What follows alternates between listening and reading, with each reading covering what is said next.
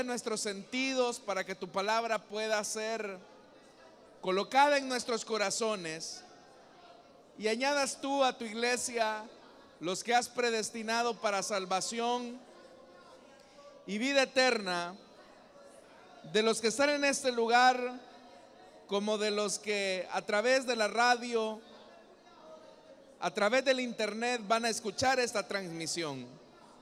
Todo lo pedimos en el nombre de Jesús. Amén y amén. ¿Cuántos pueden dar un fuerte gloria a Dios? Amén. Vamos a abrir la Biblia en el libro de los Hechos de los Apóstoles, capítulo número 8.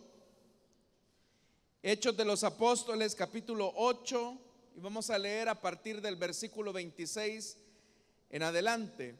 Si lo tienen, dicen amén, hermanos. Hechos, capítulo 8, versículo 26 en adelante. La palabra de Dios nos dice: un ángel del Señor le dijo a Felipe: ponte en marcha hacia el sur, por el camino del desierto que baja de Jerusalén a Gaza. Felipe emprendió el viaje y resulta que se encontró con un etíope eunuco, alto funcionario encargado de todo el tesoro de la Candace, reina de los etíopes, y este había ido a Jerusalén para adorar. Y en el viaje de regreso a su país iba sentado en su carro leyendo el libro del profeta Isaías. El Espíritu le dijo a Felipe: acércate y júntate a ese carro. Felipe se acercó deprisa al carro y al oír que el hombre leía al profeta Isaías le preguntó: ¿acaso entiende usted lo que está leyendo? ¿Y cómo voy a entenderlo?, contestó, si nadie me lo explica. Así que invitó a Felipe a subir y sentarse con él. El pasaje de la escritura que estaba leyendo era el siguiente: como oveja fue llevado al matadero, y como cordero que enmudece ante su trasquilador, ni siquiera abrió su boca. Lo humillaron y no le hicieron justicia. ¿Quién describirá su descendencia? Porque su vida fue arrancada de la tierra. Dígame usted, por favor, ¿de quién habla aquí el profeta? ¿De sí mismo o de algún otro?, le preguntó el eunuco a Felipe. Entonces Felipe, comenzando con ese mismo pasaje de la escritura, le anunció las buenas nuevas acerca de Jesús. Mientras iban por el camino, llegaron a un lugar donde había agua, y dijo el eunuco: mire usted, aquí hay agua. ¿Qué impide que yo sea bautizado? Entonces mandó a parar el carro y ambos bajaron el agua y Felipe lo bautizó. Cuando subieron del agua, el Espíritu del Señor se llevó de repente a Felipe. El eunuco no volvió a verlo, pero siguió alegre su camino. En cuanto a Felipe, apareció en Azoto y se fue predicando el evangelio en todos los pueblos hasta que llegó a Cesarea. Amén. Hasta ahí dejamos la lectura, hermanos. Tengan la bondad de sentarse, por favor, esta noche. Hermanos, este pasaje que hemos leído en el libro de los Hechos de los Apóstoles nos relata el momento en el que el eunuco etíope tiene su momento de conversión. Y esto es posible dado que el Espíritu Santo es el que propició el momento para que Felipe se pudiera acercar a este alto funcionario de Etiopía. Una de las cosas que nosotros podemos encontrar en este pasaje es que Felipe tenía una claridad acerca del llamado que Dios le había hecho para predicar la palabra de Dios. Pero esa predicación, usted lo puede notar, tenía como núcleo central los elementos claves del Evangelio de Cristo. El Evangelio son las buenas noticias de salvación. Y hay algo, hermanos, que resulta bastante interesante, porque Felipe aprovecha la ocasión de la lectura que este hombre está haciendo del profeta Isaías para demostrarle que lo que estaba leyendo hablaba acerca de la buena noticia que él deseaba transmitirle. Por eso es que usted puede notar que Felipe le comienza la conversación de manera muy educada, respetuosa, y le dice: ¿entiende usted lo que está leyendo? Recuerde que el eunuco iba en su carro y Felipe iba al lado de ese carro. Y aquel hombre le responde: ¿y cómo voy a entender si nadie me lo explica? Entonces dice el versículo 31 que así fue como invitó a Felipe a subirse al carro y sentarse con él. Y el pasaje en cuestión que estaba leyendo es básicamente, hermanos, el ADN del evangelio, el ADN de la enseñanza cristiana. Porque dice que estaba leyendo un pasaje de Isaías, específicamente el que se encuentra en el capítulo 53, y vea lo que dice, versículo 32: como oveja fue llevado al matadero, y como cordero que enmudece ante su trasquilador, ni siquiera abrió su boca. Lo humillaron y no le hicieron justicia. ¿Quién describirá su descendencia? Porque su vida fue arrancada de la tierra. Hay dos cosas que se están hablando acá. En primer lugar, se presenta a esta escritura con la imagen de un sacrificio, porque dice como oveja, pero dice que fue llevado al matadero, es decir, al lugar del sacrificio. Y como cordero que enmudece ante su trasquilador, ni siquiera abrió su boca. Entonces, por un lado se está hablando del elemento del sacrificio, de la muerte. Pero por otro lado, se menciona inmediatamente en la profecía de Isaías cómo ese sacrificio repercute en la siguiente generación. Y por eso es que dice el versículo 33, lo hace con una pregunta: lo humillaron y no le hicieron justicia. Pero vea, a pesar de que ese cordero enmudecido tuvo que pasar por el sacrificio, hay una pregunta de vida en medio de la muerte, porque dice el verso 33: ¿quién describirá su descendencia? ¿Cómo es posible que esta oveja o este cordero que enmudeció y que fue llevado al matadero ahora tiene una descendencia que no se puede describir? Porque esa es la pregunta que está haciendo el profeta. Entonces, usted puede notar que la profecía de Isaías tiene un elemento de muerte, pero implícitamente lleva el elemento de vida cuando se menciona el tema de la descendencia. Y es más, la pregunta va más todavía en profundidad cuando dice: ¿quién podrá describir esa descendencia? Entonces, ¿cómo es posible que haya descendencia de un cordero que fue muerto? ¿Cómo es posible que haya vida por medio de una oveja que fue llevada hacia el matadero? Y acá, hermanos y hermanas, es donde surge la pregunta del versículo 34. Dígame usted, por favor, le pregunta el eunuco, ¿de quién está hablando aquí el profeta? ¿De sí mismo o de otro? En esta época, hermanos, había una tradición que decía que Isaías había sido muerto aserrado por la mitad. Esa es parte de la tradición judía. Pero esa tradición habla acerca del martirio del profeta, que tuvo que llevar su mensaje hasta las últimas consecuencias. Había cierto grado de comprensión en el eunuco de entender que, a pesar de que se había querido silenciar al profeta, esa palabra tuvo continuidad en quienes oyeron el mensaje de Isaías. Entonces el eunuco interpreta que probablemente esa profecía tenía que ver quizás con la misma vida del profeta, que por medio de su muerte, que por medio de su martirio, había tenido alguna repercusión en algunos otros.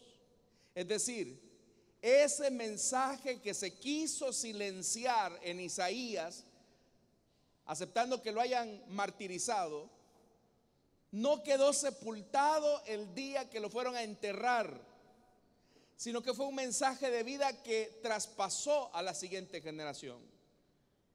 Y hasta acá esa comprensión del eunuco en realidad no andaba tan perdido de cómo, por ejemplo, los judíos entendían este pasaje. Cuando usted lee la lectura de Isaías 53, cuando se acerca a ese pasaje, los judíos hasta la fecha, ellos interpretan que ese pasaje tiene una alusión directa al pueblo de Israel. Es decir, ellos ven, por ejemplo, a la oveja que va al matadero, al cordero que enmudece frente al trasquilador, como al pueblo de Israel. Y que cuando se habla de la descendencia, se está hablando de la descendencia de Israel, porque a pesar de que han habido muchos intentos por asesinar a los judíos, por matar a la nación israelita, esta es una nación que florece. Entonces la comprensión del eunuco no está tan alejada de la tradición judía. Pero es acá donde yo le decía al principio que Felipe entiende su llamado, porque él ahora le va a dar el sentido real del pasaje, que es el núcleo del evangelio.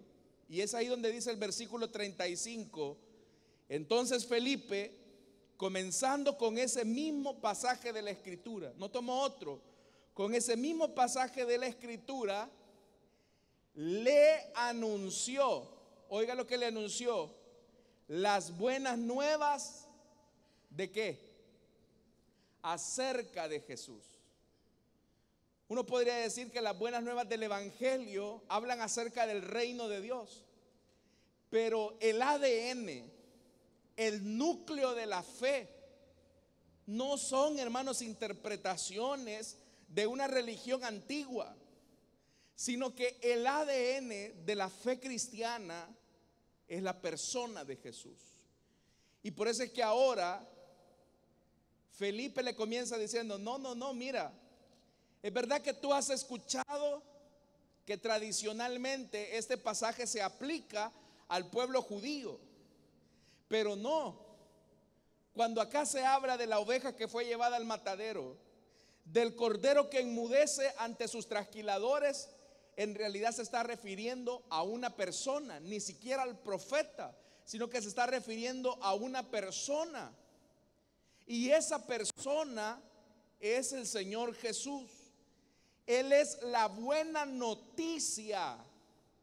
Él es la buena noticia para nosotros los hombres, porque por medio de su muerte la vida llegó a los que estábamos muertos en delitos y pecados, que por medio de su sacrificio ahora nosotros hemos sido apartados de la ira. Y esa es la buena nueva del evangelio. Entender, hermanos y hermanas, que la fe se trata de Jesucristo, el Hijo de Dios.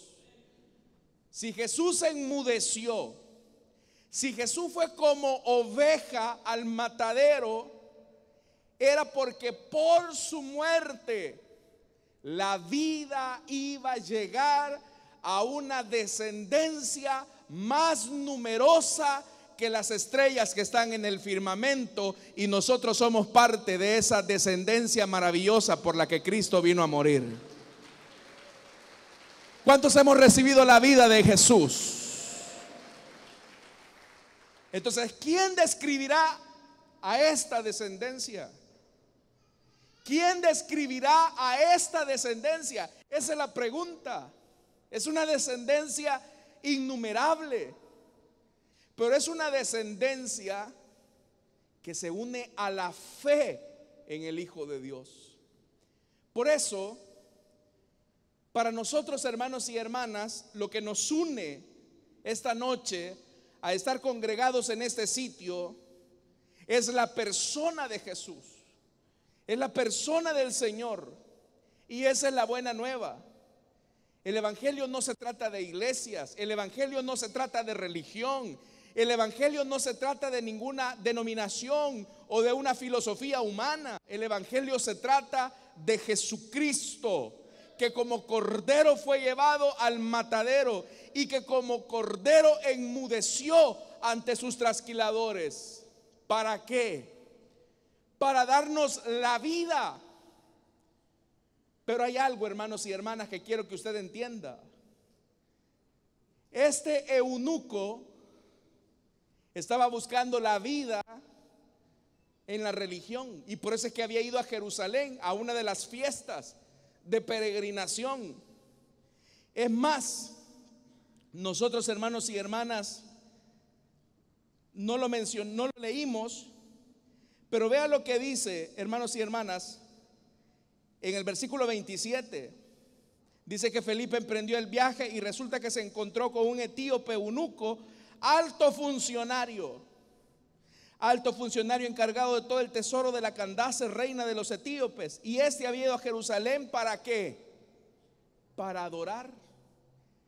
Pero resulta ser que en Jerusalén fue el sitio donde el Cordero de Dios enmudeció, donde la oveja fue llevada al matadero. Es decir, que este etíope, en su deseo de encontrarse con la vida en Jerusalén, volvía más confundido porque no entendía el pasaje de Isaías. Pero fue precisamente el momento en que Dios movió el corazón de Felipe para que este hombre se encontrara con el Dios de la vida. ¿Cuántas veces nosotros, hermanos y hermanas, antes de venir a Cristo, andábamos buscando la vida y la esperanza? Pero nos venimos a dar cuenta que quizás donde la estábamos buscando era un sitio de muerte, era un sitio de dolor, hasta que hubo un momento en que Cristo interceptó nuestro camino. Lo hizo por medio de una predicación, lo hizo por medio de una alabanza, lo hizo por un mensaje a través de la radio, lo hizo por medio de un programa de televisión. Pero como sea, nosotros, hermanos, creíamos que andábamos buscando a Dios, pero en realidad el que nos andaba buscando a nosotros era el Señor, quien deseaba darnos la vida en abundancia. ¿Cuánto nos encontramos algún día con nuestro Salvador?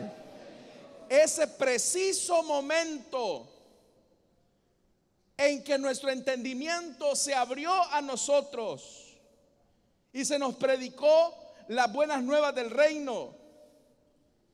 Pero este hombre entendió que la vida cristiana giraba alrededor de la persona de Jesucristo, y entendió que Jesús había dejado enseñanzas, había dejado instrucciones que debían de ser seguidas. Eso es lo que caracteriza a un cristiano, a una cristiana. No que venga a la iglesia a pasar el tiempo, sino que lo que hace a un cristiano, a una cristiana verdadera, es que se vuelve en un discípulo de Jesús, en alguien que obedece la palabra del Señor, en alguien que aplica la palabra. Y una de las enseñanzas que iba a determinar la identificación de aquel eunuco era su obediencia a las palabras de Jesús. Y una de esas palabras era la necesidad que aquel encuentro que había tenido con el Señor se tradujera en una profesión pública de su fe por medio del bautismo en agua. Y dice el versículo 36: mientras iban por el camino, ya ahora el eunuco, entendiendo que Jesús es el que murió por él y lo hizo parte de su pueblo. Dice el versículo 36, iban por el camino y llegaron a un lugar donde había agua. Y dijo el eunuco: oiga, hermano Felipe, usted me ha hablado que este Jesús que murió por mí en la cruz del Calvario me pide una identificación pública a través del bautismo. Aquí hay agua. ¿Qué impide que yo, como discípulo de Jesús, pueda ser bautizado? Y esta noche quiero hablarles entonces, hermanos y hermanas, de la necesidad que tenemos como cristianos de identificarnos públicamente con la fe que hemos abrazado en el Hijo de Dios. Y esa identificación supone un testimonio público frente a otros, a quienes públicamente les decimos: si tú me conociste antes de una forma, ya no me conocerás más de esa manera, porque a partir de este momento el sentido de mi vida no está en que soy funcionario de la corte de Etiopía, sino que ahora mi identidad de fe es que he conocido a Jesucristo, el Hijo de Dios, y me identifico plenamente con Él y con sus enseñanzas. ¿Cuánto nos identificamos con Jesús?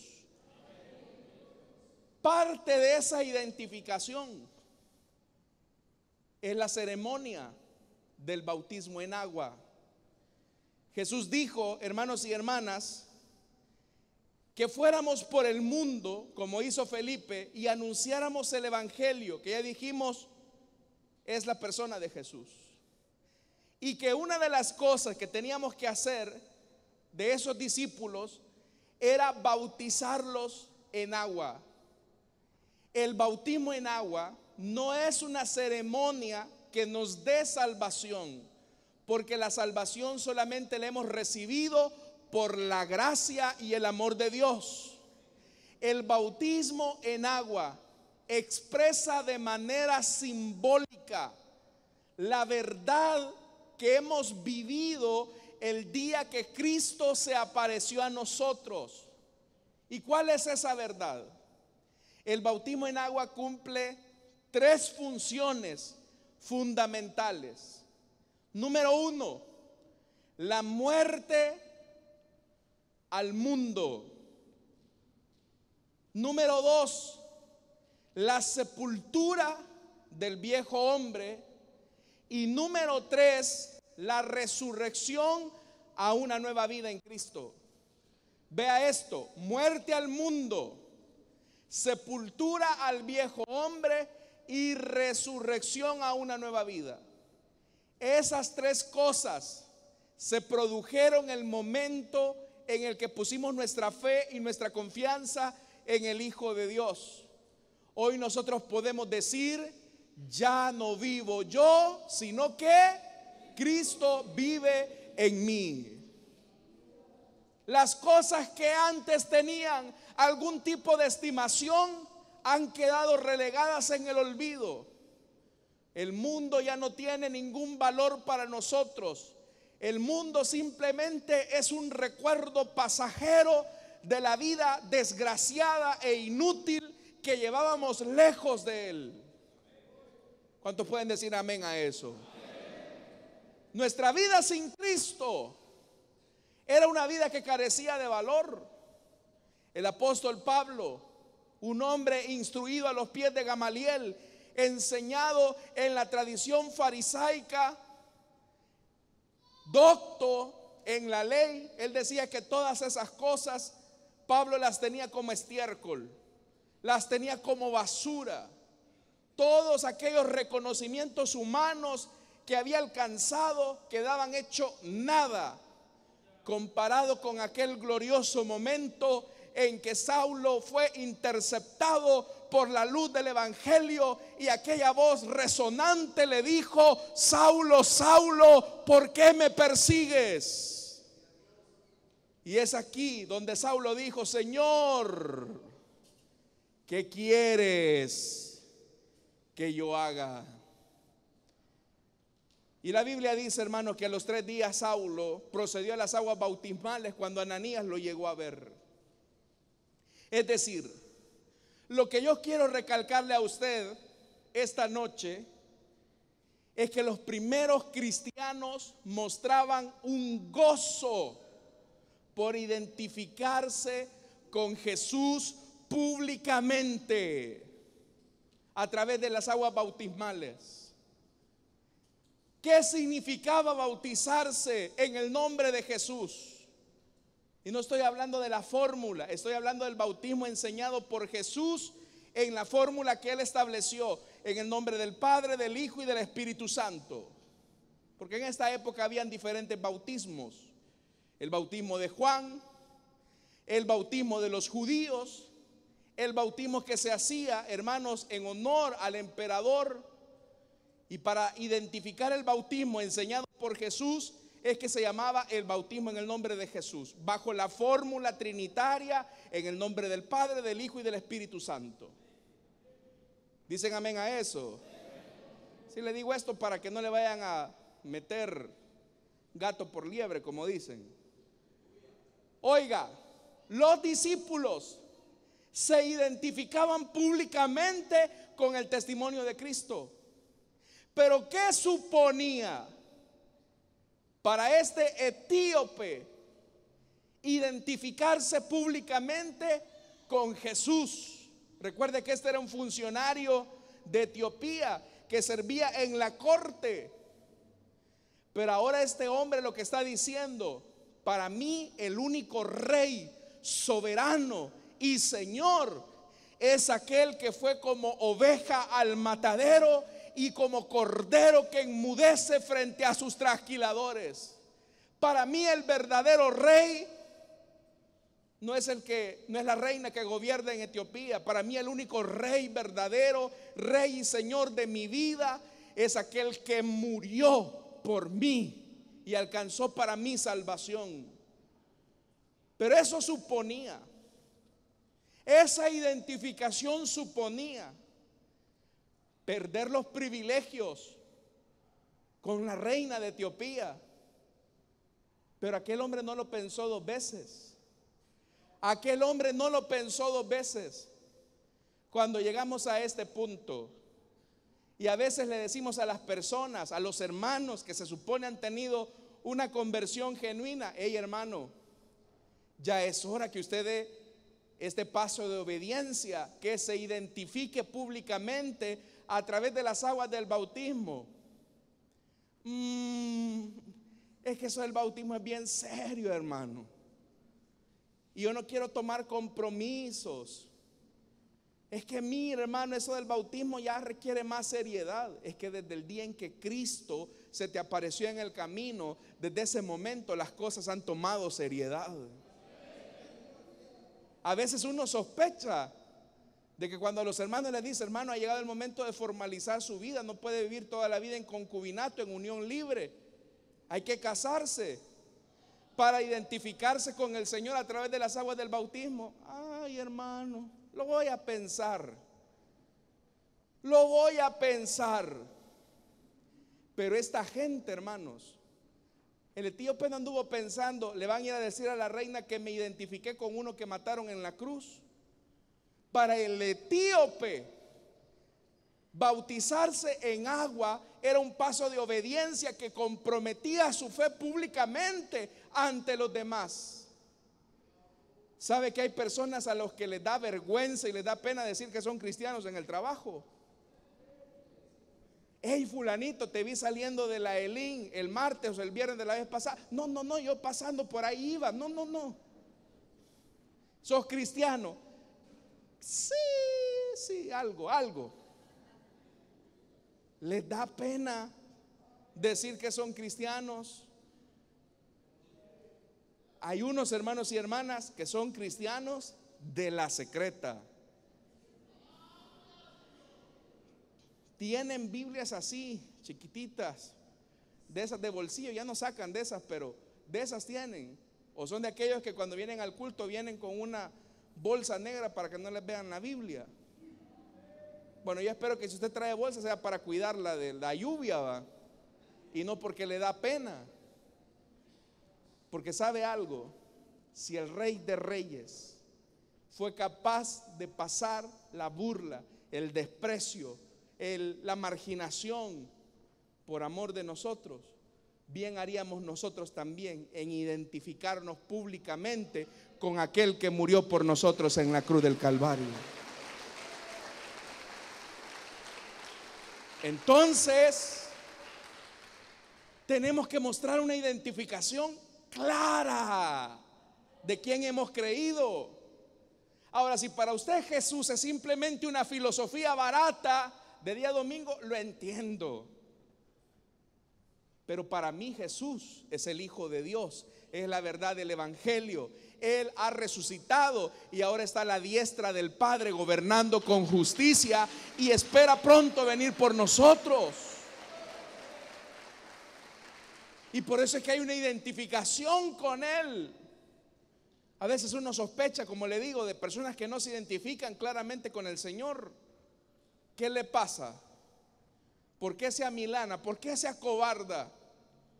Es necesario mostrar, hermanos, públicamente nuestra fe. Y vea lo que dice, verso 38. Entonces mandó a parar el carro, deténganse. Y oiga, y los dos bajaron al agua. ¿Y qué hizo Felipe? Lo bautizó. A este hombre no le importaba la ropa que anduviera puesta. A este hombre no le importaba qué iban a decir los que lo acompañaban. Su compromiso era con el Señor.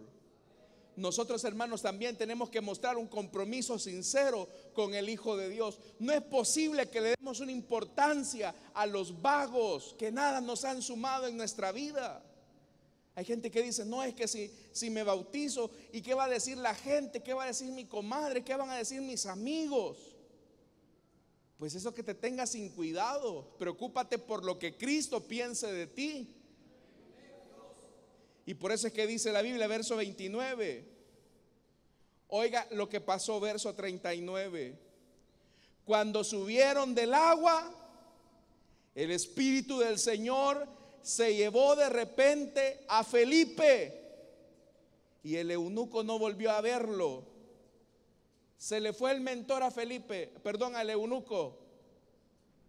Pero este hombre dijo, ay, qué barbaridad, solo un ratito fue, no me hicieron las visitas programadas, aquí no pasa el bus cerca de mí. ¿Qué hizo este hombre? Oiga, no lo volvió a ver. Pero ¿cómo siguió el camino? Alegre. ¿Y sabe por qué alegre? Porque Cristo lo encontró en el camino.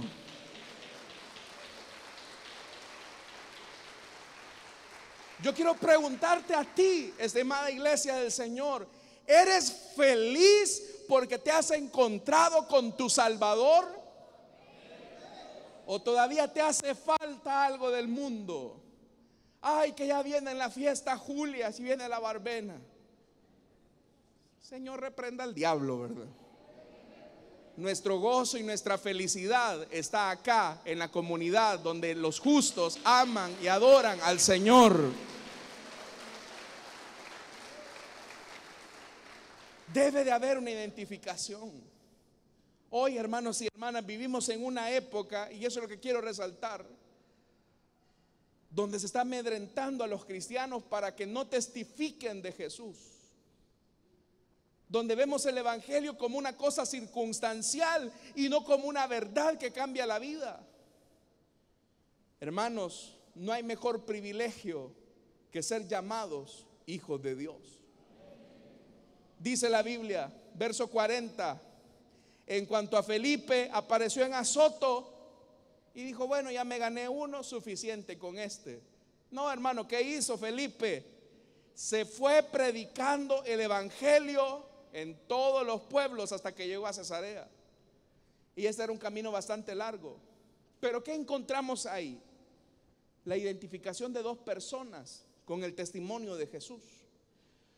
Yo, hermanos y hermanas, estoy consciente que nuestra identificación con Jesús no es simplemente decir que somos cristianos. Tenemos que vivir como hijos de Dios. Pero parte de esa identificación es que pasemos por las aguas bautismales. Creo que está llena la piscina. Ahorita podemos bautizar a los que no se han bautizado. No. ¿Cuántos nos hemos bautizado en agua, hermano? ¿Cuántos podemos decir, soy bautizado?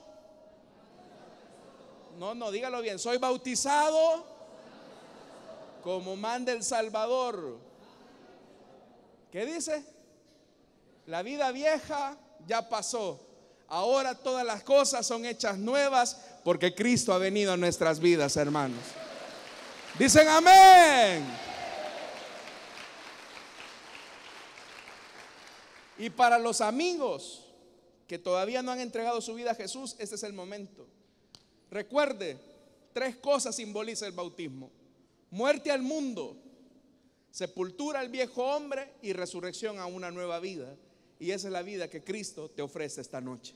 Vamos a orar, vamos a cerrar nuestros ojos.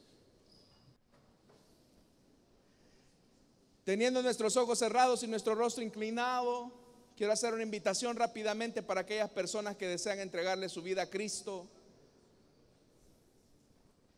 que quieren encontrarse con el Hijo de Dios, así como este eunuco dejó a un lado su posición, dejó a un lado su apariencia, dejó a un lado sus privilegios para identificarse públicamente con el Cordero de Dios que enmudeció, para identificarse con aquella oveja que iba rumbo al matadero, pero que por medio de él hubo una descendencia de vida de la cual hoy nosotros estamos reunidos acá. ¿Hay alguien esta noche que desea entregarle su vida a Cristo o que desea reconciliarse? Le invito para que en el lugar donde está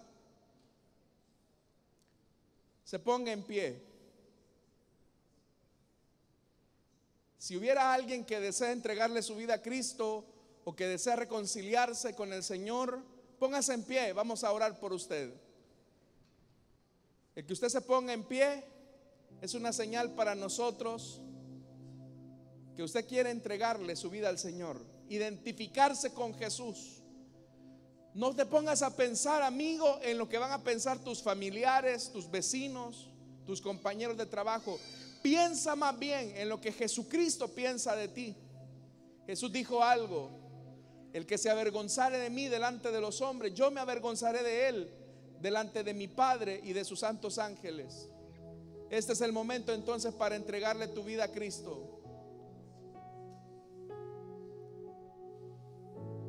¿Habrá alguien que desea entregarle su vida a Cristo o que desea reconciliarse con el Señor? Póngase en pie, vamos a orar por usted. ¿Habrá alguien?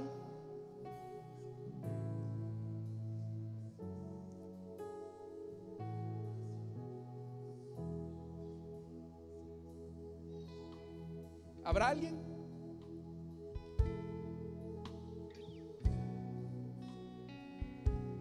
Si no lo hay, vamos a orar, hermanos. Pero no nos cansemos de dar testimonio público de nuestra fe en Jesucristo. Primero con nuestro testimonio y luego con nuestra identificación pública acerca de Él. No nos avergoncemos de Él ni de la causa del Evangelio. Pongámonos en pie, hermanos. Pongámonos en pie y vamos a orar. Y digámosle al Señor: todo a Cristo yo me entrego, con el fin de serle fiel. para siempre. Para siempre quiero amarle y agradarle.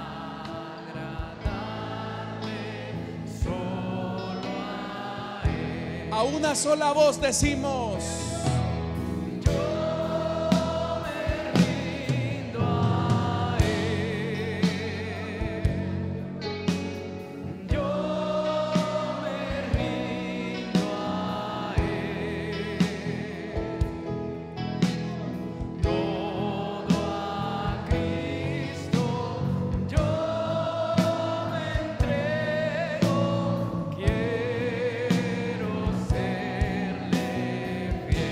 una vez más, yo me rindo a Él. Yo me rindo a Él. Levante sus manos, Señor. Levante sus manos al Señor.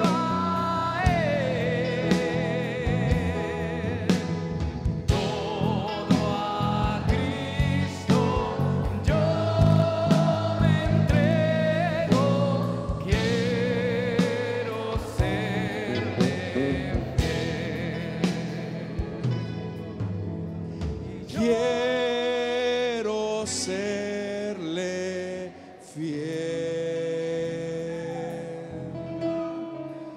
Quiero serle fiel.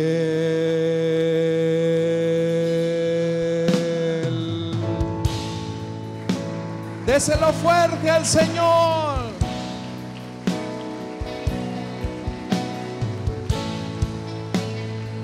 Padre, aquí está este pueblo que se identifica contigo. Señor amado, que su fe sea una fe que persevere hasta el día de tu venida. Y que podamos, Señor amado, ser luz a las naciones.